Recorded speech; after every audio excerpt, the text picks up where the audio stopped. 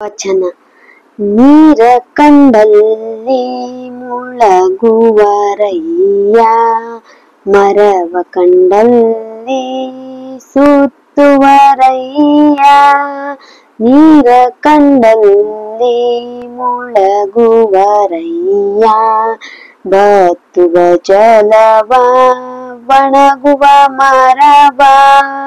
ಬತ್ತುವ ಜಲವ ಒಣಗುವ ಮರವ, ಸುತ್ತುವವರು ನಿಮ್ಮನೆತ್ತ ಬಲ್ಲರಯ್ಯ. ಸುತ್ತುವವರು ನಿಮ್ಮನೆತ್ತ ಬಲ್ಲರಯ್ಯ. ಕೂಡಲ ಸಂಗಮ ದೇವ ದೇವ, ನೀರ ಕಂಡಲ್ಲಿ ಮುಳಗುವರಯ್ಯ.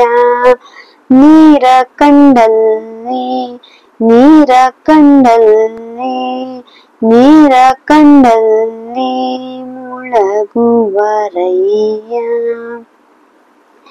ಈ ವಚನದ ಭಾವಾರ್ಥವೇನೆಂದರೆ, ಬಸವಣ್ಣನವರು ಡಾಂಬಿಕತೆ ಮತ್ತು ಮೌಢ್ಯದ ವಿರುದ್ಧ ಟೀಕೆ ಮಾಡಿದ್ದಾರೆ.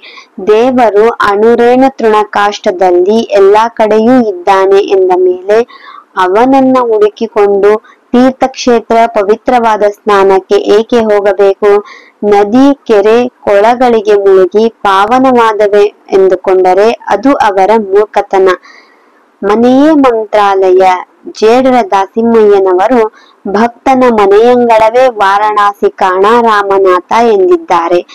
ತೀರ್ಥಕ್ಷೇತ್ರಗಳು ಇಂದು ಅಪವಿತ್ರವಾಗಿವೆ. ಅನ್ಯಾಯದ ಕಾರ್ಯಗಳು ನಡೆಯುತ್ತಿವೆ. ನದಿಯಲ್ಲಿ ಎಷ್ಟು ಬಾರಿ ಮುಳುಗಿದರೂ ಫಲ ಸಿಗದು. ನದಿಯಲ್ಲಿ ಸೀರೆ, ಕುಪ್ಪಸ, ದುಡ್ಡು, ಕಾಯಿ ಹಾಕಿ ಮೌಢ್ಯ ತೋರಿಸುತ್ತಿದ್ದಾರೆ. ಅಲ್ಲದೆ ಕಸ, ಪ್ಲಾಸ್ಟಿಕ್ ಹಾಗೂ ಕಾರ್ಖಾನೆಗಳ ವಿಷ ಅನಿಲವನ್ನ ಬಿಟ್ಟು ಜಲಮಾಲಿನ್ಯ ಮಾಡುವುದಲ್ಲದೆ ಜಲಚರ ಪ್ರಾಣಿಗಳಿಗೆ ಹಾನಿಯನ್ನುಂಟು ಮಾಡುತ್ತಿದ್ದಾರೆ. ನಮ್ಮ ಪೂರ್ವಿಕರು ನಿಸರ್ಗದ ಆರಾಧಕರಾಗಿದ್ದರು. ತುಳಸಿ, ಎಕ್ಕ, ಬನ್ನಿ, ಅರಳಿ, ಬೇವು ಮುಂತಾದ ಗಿಡಗಳನ್ನ ಪೂಜಿಸುತ್ತಿದ್ದರು. ಇನ್ನೂ ಕೆಲವರು ಅರಳಿ ಗಿಡ ಮತ್ತು ಬೇವಿನ ಮರ ಜೊತೆಗೆ ಬೆಳೆದರೆ ಸಾಕು ಮದುವೆ ಮಾಡಿಸುವ ಮೌಢ್ಯವನ್ನ ತೋರುತ್ತಿದ್ದರು. ಮರವ ಸುತ್ತುವುದರಿಂದ ಏನೂ ಪ್ರಯೋಜನವಿಲ್ಲ. ಆತ್ಮಶುದ್ಧಿ, ಅಂತರಂಗ ಶುದ್ಧ ಇದ್ದರೆ ಮನೆಯಲ್ಲಿಯೇ ದೇವರನ್ನ ಕಾಣಬಹುದು. ತಂದೆ ತಾಯಿ ಗುರುಗಳೇ ದೇವರು. ಬೇಸಿಗೆಯಲ್ಲಿ ಬತ್ತುವ ನದಿ, ಚಳಿಗಾಲದಲ್ಲಿ ಒಣಗುವ ಮರವನ್ನ ಮೆಚ್ಚಿದವರಿಗೆ ಕೂಡಲ ಸಂಗಮ ದೇವ ಅಥವಾ ದೇವರ ಇರುವಿಕೆಯನ್ನ ಗುರುತಿಸಲು ಸಾಧ್ಯವಾಗುವುದಿಲ್ಲ.